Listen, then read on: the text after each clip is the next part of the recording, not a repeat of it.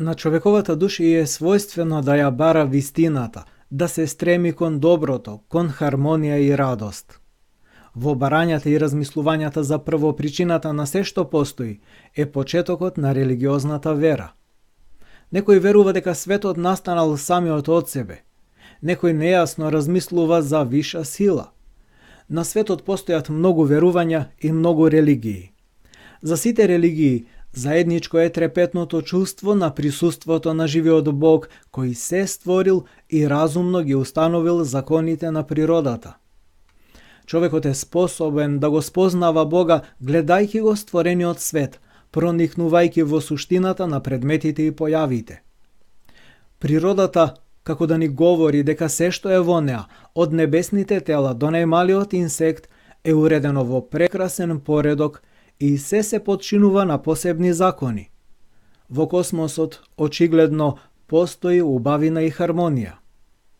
Професорот Гилермо Гонзалес и други астробиолози ги истражуваат факторите кои се неопходни за животот на Земјата и тврдат дека животот на Земјата не може да настане случајно, без Творец кој ќе создава и ќе ги уредува сите потребни услови. Сега е општо познато дека хемиските својства на водата се извонредно соодветни за живот на јаглеродна основа. Тие својства ја вклучуваат способноста на водата да раствора и да ги пренесува хемиските хранливи состојки кои се од животно значење за сите живи организми. Исто како и нејзината ненадмината можност да ја прима топлината од сонцето, суштински процес за регулирање на земјината температура на површината. Во течен облик, водата е извонредна субстанција. Нејзиното постоење е во однос со другиот суштински фактор на сложениот живот – растојанието на планетите од својата матична ѕвезда. Населивата планета обстојува во она што го нарекуваме златна зона. Таа не е претопла, а не е ни премногу студена. Таа е токму вистинското за водата. Течната вода навистина помага да се определи населивата зона.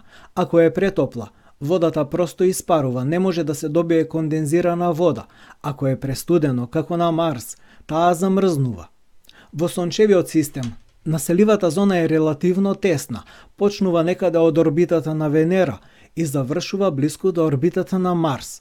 Ако Земјата беше само 5% поблиску до Сонцето, таа ќе имаше истата судбина како Венера, ќе беше подвижна стаклена градина со температура до речиси 480 Целзиусови степени. И обратно, ако Земјата беше околу 20% подалеку од својата матична ѕвезда, ќе се формираа облаци од јаглерод диоксид во незината горна атмосфера, започнувајќи циклуси на мраз и студ кој го стерилизирал Марс. Присуството на течна вода е неопходен услов за живот, но тоа не е доволен услов. Списокот на неопходни фактори продолжува да расте. Живееме на земјина кора која е тенка како хартија. Ако земјината кора беше значително подебела, тогаш не би можело да се случува движењето на тектонските плочи. Дебелината на земјината кора варира од 6 до 48 километри. Таа се состои од многу тектонски плочи кои се во постојано движење. Оваа динамична геологија ја регулира внатрешната температура на планетата, го рециклира јаглеродот, ги меша хемиските елементи кои се суштински за живите организми и ги обликува континентите. Длабоко во земјината внатрешност, движењето на течните метали го произведува заштитното магнетно поле кое е суштинско за сложениот живот. Ако нашата планета беше помала, магнетното поле ќе беше послабо и ќе дозволуваше сончевата радијација да ја одвлече нашата атмосфера. А побавното вртење ќе ја претвореше Земјата во мртов, пуст свет сличен на Марс. Потребна ни е кислородна атмосфера. Кислород, азотна атмосфера, каква што има Земјата, е неопходна за сложен живот. Погледната од космосот, земјината атмосфера сјае како тенка сина светла лента. Со величина помала од 1% од диаметерот на планетата, таа е составена од смеса од азот, кислород и јаглерод диоксид. Како резултат на тоа, нашата атмосфера обезбедува умерена клима, заштита од сончевата радијација и погодна комбинација на гасовите кои се неопходни за течна вода и сложен живот. За величината на земјата. Нашата месечина е голема. Ако не постоеше месечината, немаше да постоиме ниту ние. Со 1/4 од величината на земјата, силното гравитациско поле на месечината постојано го стабилизира аголот на земјината оска на приближно 23,5 степени. Тоа гарантира релативно умерени сезонски промени и само климата во сончевиот систем е доволно блага за да ги поддржи сложените живи организми. Многу нешта се во прилог на земјата за да има сложен живот. Во моментот, типичниот број би бил 20 фактори. Сметаме дека мора да бидеме во точната локација во галаксијата, во така наречената циркумстеларна зона, тоест зона погодна за живот. Во планетарен систем со гигантски планети кои можат да ги штитат другите планети од честите удари од комети. Да кружиме околу погоден вид над звезда која не е ниту престудена, ниту претопла, која има месечина што може да ја стабилизира оската на нејзиниот наклон.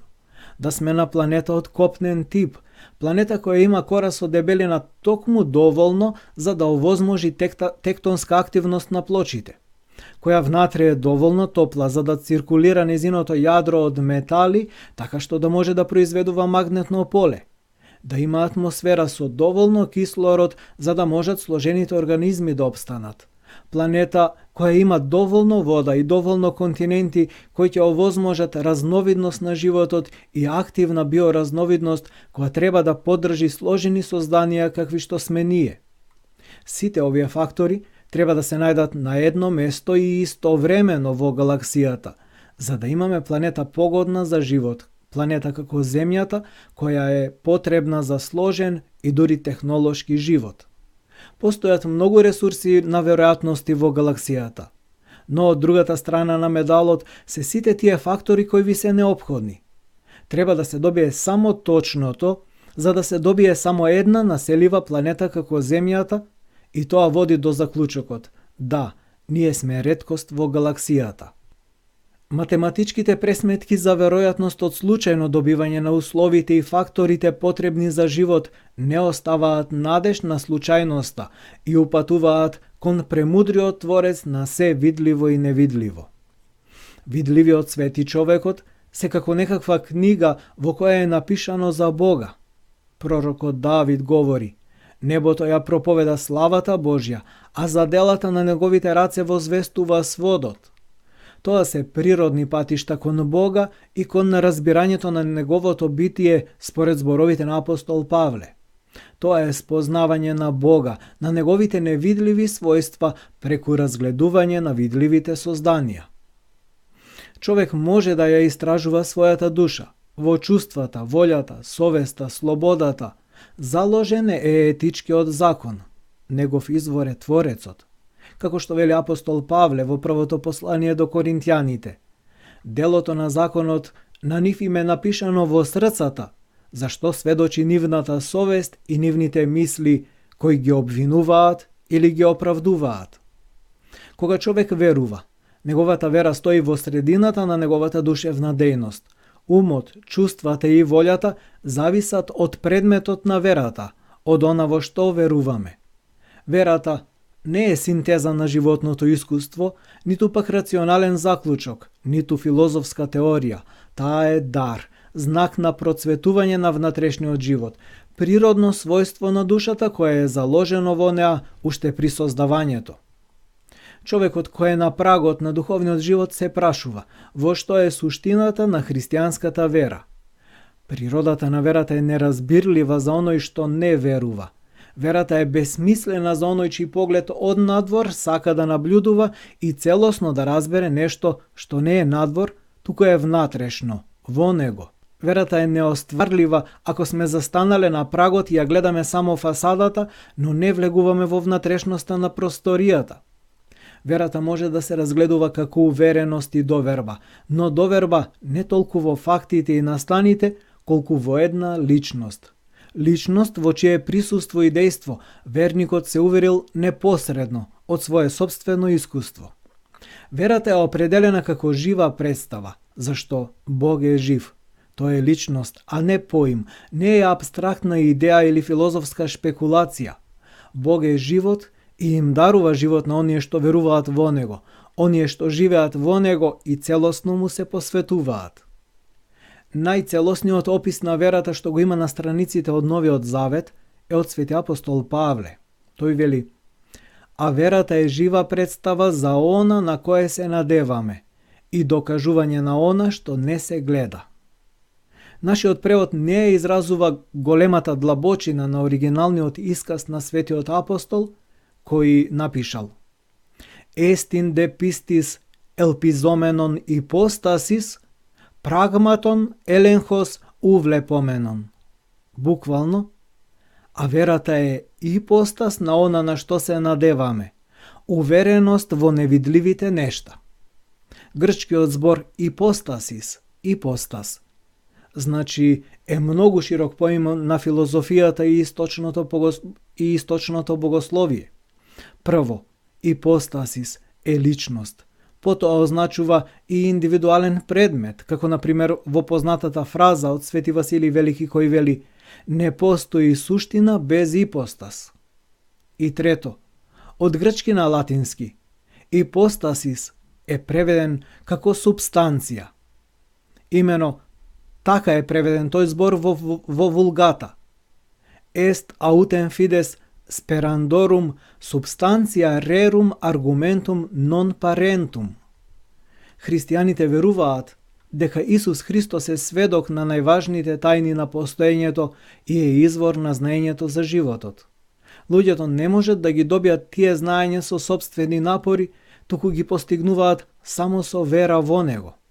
Какви се тие тајни на постоењето за кои само Христос има вистинско знаење?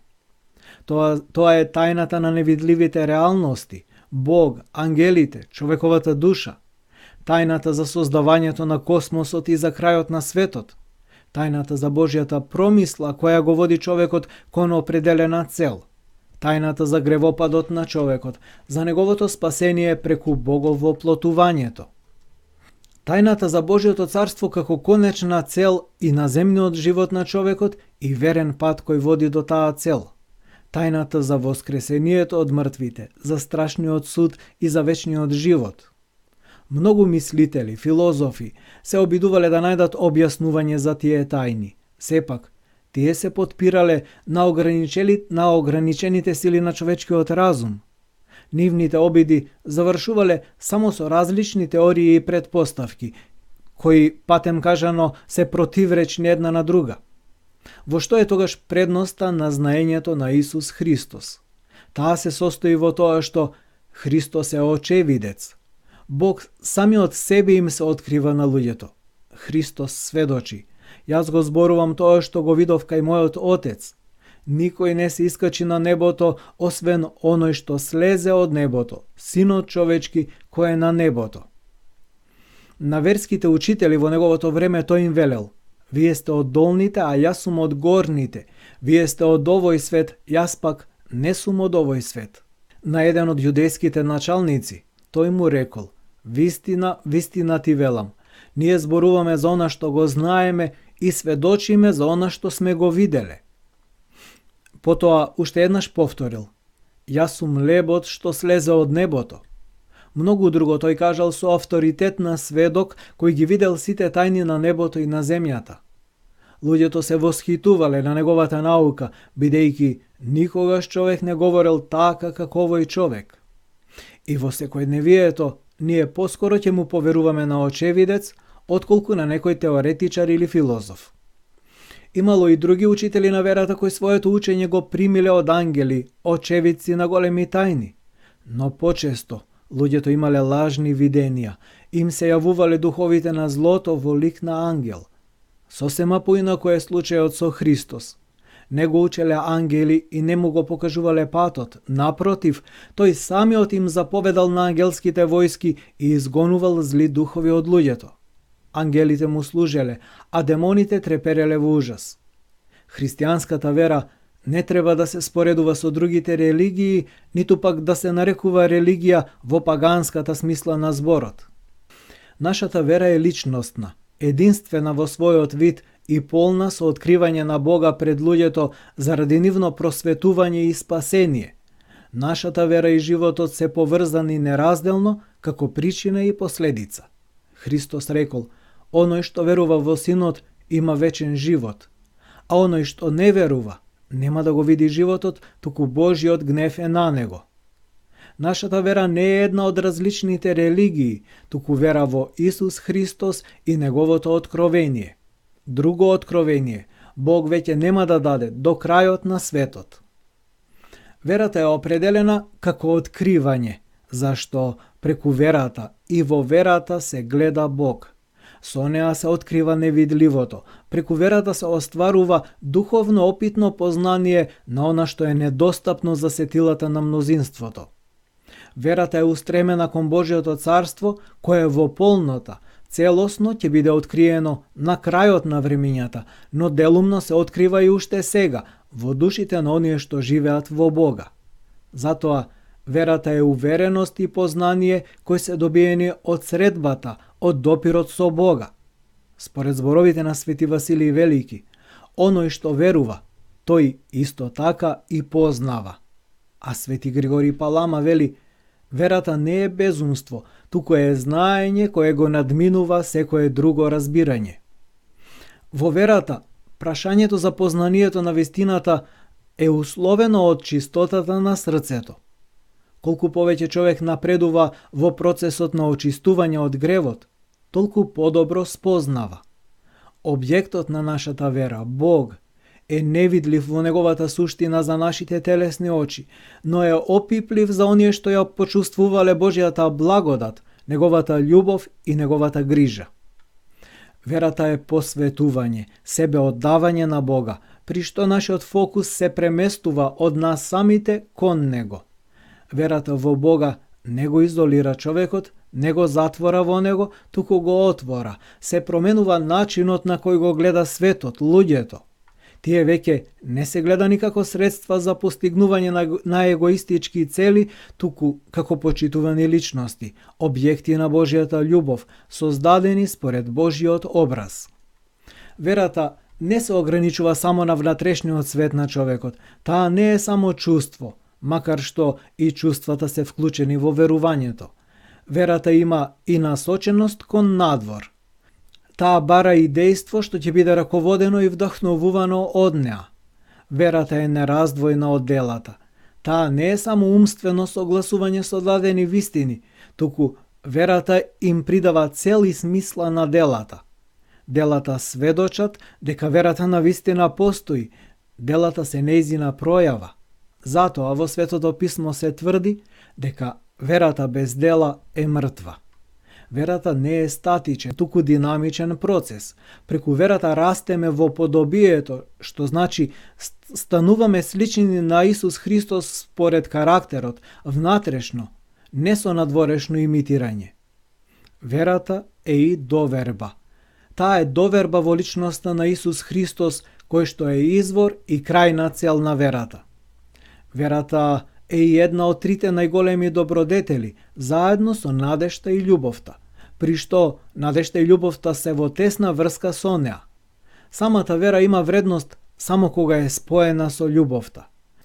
Верата води од егоистичко и утилитарно постоење кон живот исполнет со неегоистичка љубов кон ближниот, љубов што не бара корист за себе, љубов каква што има самиот Исус Христос, кој што се жртвуваше себе си за другите, давајќи ни пример на саможртвена љубов.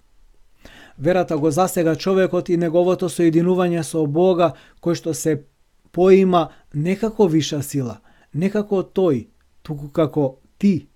Преку вера во Бога, човекот влегува во вечниот живот.